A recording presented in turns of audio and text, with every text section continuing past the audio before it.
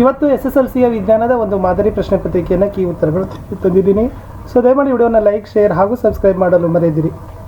Already ನಾವು ಫಿಸಿಕ್ಸಲ್ಲಿ, ಕೆಮಿಸ್ಟ್ರಿಯಲ್ಲಿ ಮತ್ತು ಬಯೋದಲ್ಲಿ video lineup ಮಾಡಿದ್ದೀವಿ. ಸೊ ಅದನ್ನು ಸಹಿತ ನೋಡಿ ಅಂತ ಹೇಳ್ತಾ, ಸೊ ಹೋಪ್ ವಿಡಿಯೋಗಳನ್ನು ತಾವುಗಳು ಹೆಚ್ಚು ಲೈಕ್ ಮಾಡಬೇಕು, ಶೇರ್ ಮಾಡಬೇಕು. ಖಂಡಿತ ಇದರಿಂದ ನಿಮ್ಮ ಎಕ್ಸಾಮ್ಗೆ ಯೂಸ್ ಆಗ್ತದೆ ಅಂತ ಹೇಳ್ತಾ ನೋಡೋಣ ಯಾವೆಲ್ಲ ಕ್ವಶನ್ ಪೇಪರಲ್ಲಿ ಕ್ವಶನ್ಸ್ ಇದ್ದಾವೆ ಅಂತ. MCQದಲ್ಲಿ ಫಸ್ಟ್ ಕ್ವಶನ್ ಇತ್ತು, ಗೋಳಿಯ ದರ್ಪಣದ ಪ್ರತಿಫಲಿಸುವ ಮೇಲ್ಮೈನ ವ್ಯಾಸ ಅಂತ ಇದೆ, ಅಪರ್ಚರ್ ಅಂತಕ್ಕಂಥದ್ದು ರೈಟ್ ಆನ್ಸರ್.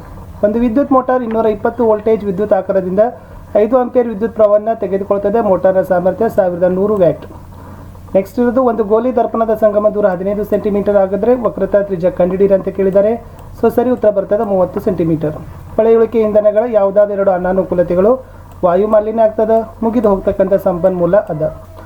ಸೊ ಮುಂದಿನ ಪ್ರಶ್ನೆ ಇತ್ತು, ವಿದ್ಯುತ್ ಮಂಡಲ ಅಂದರೆ ಏನು? ವಿದ್ಯುತ್ ಪ್ರವಾಹದ ನಿರಂತರ ಹಾಗೂ ಆವೃತ್ತ ಮಾರ್ಗವನ್ನು ವಿದ್ಯುತ್ ಮಂಡಲ ಅಂತ ಕರಿತೀವಿ. ಸೊ 2 ಅಂಕಕ್ಕೆ ಪ್ರಶ್ನೆ ಇದೆ. ಎಸ್, ವಿದ್ಯುತ್ ಮಂಡಲದಲ್ಲಿ ಓವರ್ಲೋಡ್ ಮತ್ತು ಋಸ್ವ ಮಂಡಲ ಹೇಗೆ ಉಂಟಾಗ್ತದೆ ಮತ್ತು ವಿದ್ಯುತ್ ಫ್ಯೂಸ್ನ ಕಾರ್ಯವೇನು? ಇದು ಓವರ್ಲೋಡ್ ಇದೆ, ಇದು ಋಸ್ವ ಮಂಡಲ ಇದೆ. ಮೋಸ್ಟ್ ಇಂಪಾರ್ಟೆಂಟ್ ಆಗಿರ್ತಕ್ಕಂಥ ಕ್ವಶನ್ಸ್ ಇತ್ತು. ಜೈವಿಕ ಅನಿಲ ಸ್ಥಾವರದ ಸಾಂಕೇತಿಕ ಚಿತ್ರ ಕೇಳಿದ್ದಾರೆ, ಇದನ್ನು ನೋಡ್ಕೊಡ್ರಿ. ಇದು ಜೈವಿಕ ಅನಿಲ ಸ್ಥಾವರದ ಸಾಂಕೇತಿಕ ಚಿತ್ರ ಆಗಿತ್ತು. ಪ್ರಶ್ನೆ 8ರಲ್ಲಿ ಲೆಕ್ಕ ಕೇಳಿದ್ದಾರೆ. ಸೊ ವಿದ್ಯುತ್ ಪ್ರವಾಹನ ಕಂಡುಹಿಡಿತಕ್ಕಂಥದ್ದು. ಸೊ ನೋಡ್ಕೊಡ್ರಿ, ನಿಯಮ ಹೇಗಾಗಬೇಕು, ಕೊಟ್ಟಿರ್ತಕ್ಕಂಥ ಡಾಟಾಗಳನ್ನು ನೋಡಿ ಯಾವ ಥರನಾಗಿರ್ತಕ್ಕಂಥ ಲೆಕ್ಕ ಬಿಡಿಸ್ಬೇಕು ಅನ್ನೋದನ್ನು ಹಂತವನ್ನು ತಾವುಗಳು ನೋಡ್ಕೊಳ್ಬೇಕು. ಸೊ ಮುಂದೆ 3 ಅಂಕಕ್ಕೆ ಪ್ರಶ್ನೆ 9ರಲ್ಲಿ ಕೇಳಿದ್ದಾರೆ, ಪ್ರತಿಬಿಂಬದ ಸ್ಥಾನ ಮತ್ತು ಸ್ವಭಾವವನ್ನು ಗುರುತಿಸಬೇಕಾಗಿತ್ತು. ಸೊ ಇದಿತ್ತು ಆನ್ಸರ್. ನೆಕ್ಸ್ಟ್ ಪ್ರಶ್ನೆ 10ರಲ್ಲಿ ವಿದ್ಯುತ್ ವಿಭವದ ಅರ್ಥ ಕೇಳಿದ್ದಾರೆ, ಅದರ ಸಾಧನ ಏಕಮಾನ ಕೇಳಿದ್ದಾರೆ, ಅದನ್ನು ಸಹಿತ ನೋಡ್ಕೊಡ್ರಿ, ಅದು ಕೂಡ ಮೋಸ್ಟ್ ಇಂಪಾರ್ಟೆಂಟ್ ಅದ. ಮುಂದೆ ಪ್ರತಿಬಿಂಬದ ಮಸೂರದಿಂದ ಎಷ್ಟು ದೂರ ಉಂಟಾಗ್ತದೆ, ಪ್ರತಿಬಿಂಬದ ವರ್ಧನೆ ಕೇಳಿದ್ದಾರೆ. ಸೊ ಅದನ್ನು ಕೂಡ ತಾವುಗಳು, ಇಲ್ಲಿ ಲೆಕ್ಕ ಇದೆ, ಇದನ್ನು ಕೂಡ ತಾವುಗಳು ನೋಡ್ಕೊಳ್ಬೇಕು. ಇನ್ನು ಫ್ಯಾರಡೆಯ ಕಾಂತ ಮತ್ತು ಸುರುಳಿ ಪ್ರಯೋಗಗಳನ್ನು ವಿವರಿಸಬೇಕಾಗಿದೆ. ಸೊ ಮೈಕಲ್ ಫ್ಯಾರಡೆಯ ಪ್ರಯೋಗ ನೋಡ್ಕೊಡ್ರಿ. ಸೊ ಅದರ ಒಂದು ವಿವರಣೆಯನ್ನು ಸಹಿತ ಇಲ್ಲಿದೆ. ಸೊ ಅದನ್ನು ಸಹಿತ ತಾವು ನೋಡ್ಕೊಳ್ಬೇಕು.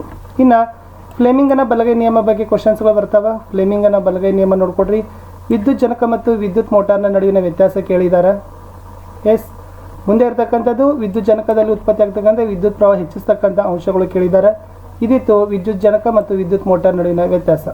ಇನ್ನು ಪೀನ ದರ್ಪಣ, ನಿಮ್ನ ದರ್ಪಣದ ಉಪಯೋಗ ಮತ್ತು ಪೀನ ಧರ್ಮದ ಪ್ರಧಾನ ಸಂಗಮ ಮತ್ತು ವಕ್ರತಾ ತ್ರಿಜ್ಯವನ್ನು ವ್ಯಾಖ್ಯಾನಿಸಬೇಕಿತ್ತು. ಪೀನ ದರ್ಪಣದ ಉಪಯೋಗ, ನಿಮ್ನ ದರ್ಪಣದ ಉಪಯೋಗಗಳು.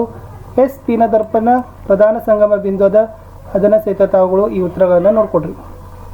ಮುಂದೆ ಇದು ವಕ್ರತಾ ತ್ರಿಜ್ಯ ಬಗ್ಗೆ ಇದೆ, ಅದರ ಅರ್ಥ. ಎಸ್, ಇನ್ನು ಕೆಮಿಸ್ಟ್ರಿ ಸೆಕ್ಷನ್ದಲ್ಲಿ ನೋಡೋದಾದರೆ, ಸೊ ದಯಮಾಡಿ ಈ ಕ್ವಶನ್ ಆನ್ಸರ್ಸ್ಗಳನ್ನು ತಾವುಗಳು ನೋಡ್ಕೊಳ್ಬೇಕಾಗ್ತದೆ. ಒಂದು ದ್ರಾವಣದ pH ಮೌಲ್ಯ ಹೆಚ್ಚಾದಂತೆ ಅಯಾನ್ ಸಂಖ್ಯೆ ಹೆಚ್ಚಾಗ್ತದೆ. ಉಭಯವರ್ತಿ ಆಕ್ಸೈಡ್ ಅಂದರೆ ಸತ್ವಿನ ಆಕ್ಸೈಡ್ ಆಗಿರ್ತದೆ.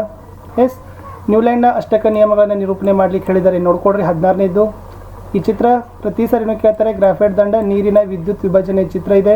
ಸೊ ಅದನ್ನು ಸಹಿತ ತಾವುಗಳು ನೋಡ್ಕೊಳ್ಬೇಕಾಗ್ತದೆ. ಇನ್ನು ಎಸ್, ವಾಷಿಂಗ್ ಸೋಡಾದ ಅನುಸೂತ್ರವಿರೋದು ಉಪಯೋಗಗಳನ್ನು ಬರಲಿಕ್ಕೆ ಹೇಳಿದ್ದಾರೆ.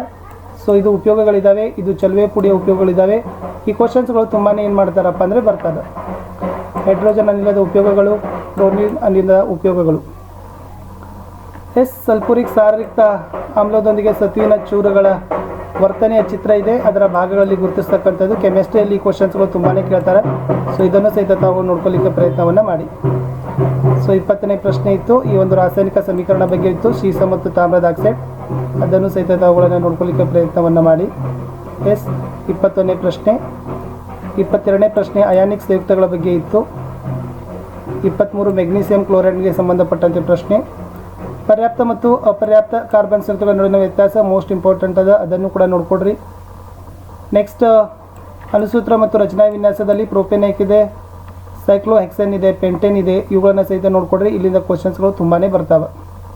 ಎಸ್, ಜೀವ ವಿಜ್ಞಾನದಲ್ಲಿ ಎಲೆಗಳ ಬಾಡುವಿಕೆಗೆ ಕಾರಣವಾಗಿರ್ತಕ್ಕಂಥ ಸಸ್ಯ ಹಾರ್ಮೋನು, ಹೂ ಬಿಡುವ ಸಸ್ಯಗಳಲ್ಲಿರ್ತಕ್ಕಂಥ ಸಂತಾನೋತ್ಪತ್ತಿಯ ಸರಿಯಾದ ಭಾಗ.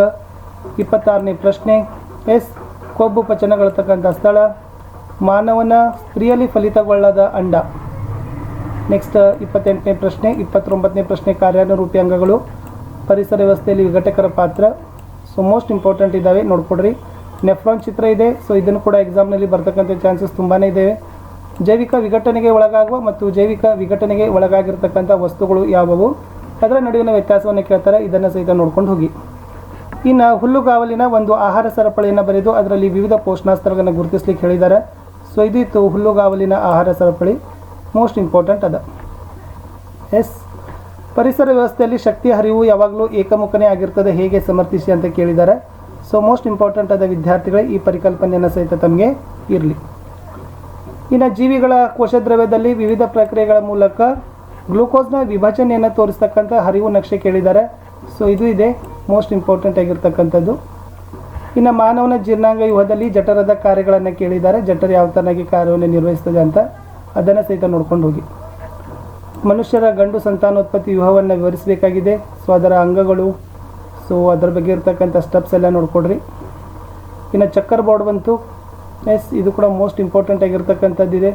ಸೊ ಭಾಳ ಸರಿ ಪರೀಕ್ಷೆಯಲ್ಲಿ ಏನು ಮಾಡ್ತಾರಪ್ಪ ಅಂದರೆ ಚಕ್ಕರ್ ಬೋರ್ಡ್ಗಳನ್ನು ಕೇಳ್ತಾರೆ ಮತ್ತು ಪ್ರತಿ ಸರಿನೂ ಕೂಡ ಇದು ರಿಪೀಟ್ ಆಗಿರ್ತಕ್ಕಂಥ ಕ್ವಶನ್ಸೇ ಇದೆ. ಇನ್ನು ಪ್ರಭೇದೀಕರಣ ಅಂದ್ರೇನು, ಇದಕ್ಕೆ ಕಾರಣವಾದ ಅಂಶಗಳು ಯಾವುವು ಅಂತ ಕೇಳಿದ್ದಾರೆ. ಇದು ಪ್ರಭೇದೀಕರಣದ ಡೆಫಿನೇಷನ್ ಅದ, ಇದು ಕಾರಣವಾಗಿರ್ತಕ್ಕಂಥ ಅಂಶಗಳು ಅದ. ಮಾನವನ ಮಿದುಳಿನ ರಚನೆಯನ್ನು ತೋರಿಸ್ತಕ್ಕಂಥ ಚಿತ್ರ ಬರಿಬೇಕಾಗಿತ್ತು, ಇದು ಇದೆ. ಆಮೇಲೆ ಅದರ ಭಾಗಗಳಿತ್ತು. ಇದು 5 ಮಾರ್ಕ್ಸಿಗೆ ಏನು ಮಾಡ್ತಾರಪ್ಪ ಅಂದರೆ ಕೇಳ್ತಾರೆ. ಸೊ ಇಷ್ಟು ವಿದ್ಯಾರ್ಥಿಗಳೇ ನಾವು ನಿಮಗೆ ಏನು ಮಾಡಿದ್ದೀವಿ ಅಂತಂದರೆ ಒಂದು ಮಾಡೆಲ್ ಕ್ವಶನ್ ಪೇಪರಲ್ಲಿ SSLC ಸೈನ್ಸ್ನ ಎಲ್ಲ ಕೀ ಆನ್ಸರ್ಸ್ಗಳನ್ನು ಕೊಡಲಿಕ್ಕೆ ಪ್ರಯತ್ನವನ್ನು ಮಾಡಿದ್ದೀವಿ.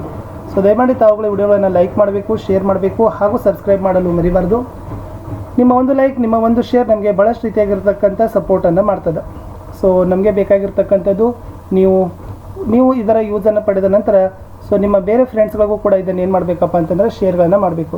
ಅದರಿಂದ ಅವರು ಕೂಡ ಏನಾಗ್ತದೆ, ಟೈಮ್ ಯೂಟಿಲೈಸೇಷನ್ ಆಗ್ತದೆ, ಜೊತೆಗೆ ಕನ್ಸೆಪ್ಟ್ಗಳನ್ನು ಸಹಿತ ತಿಳಿದುಕೊಳ್ಳಲಿಕ್ಕೆ ಸಹಕಾರಿ ಆಗ್ತದೆ. ಇನ್ನೂ 3 ವಿಡಿಯೋಗಳಿದ್ದಾವೆ.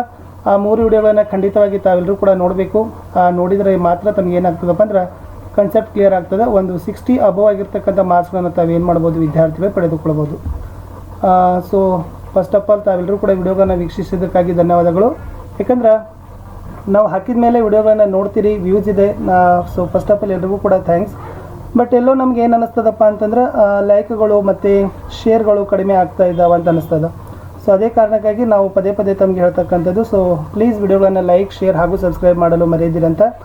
ಇನ್ನೂ ಕನಿಷ್ಠ 2 ರಿಂದ 3 ವಿಡಿಯೋಗಳನ್ನು ನಾವು ಲೈನಪ್ಪಲ್ಲಿ ಮಾಡ್ತಾ ಇದ್ದೀವಿ. ಆ ಎಲ್ಲ ವಿಡಿಯೋಗಳನ್ನು ನೋಡಿದ್ರೆ ಖಂಡಿತವಾಗಿ ನೀವು 60 ಅಬೋವ್ ಮಾರ್ಕ್ಸ್ ಏನು ಮಾಡ್ತೀರಿ ತಗೋತೀರಿ.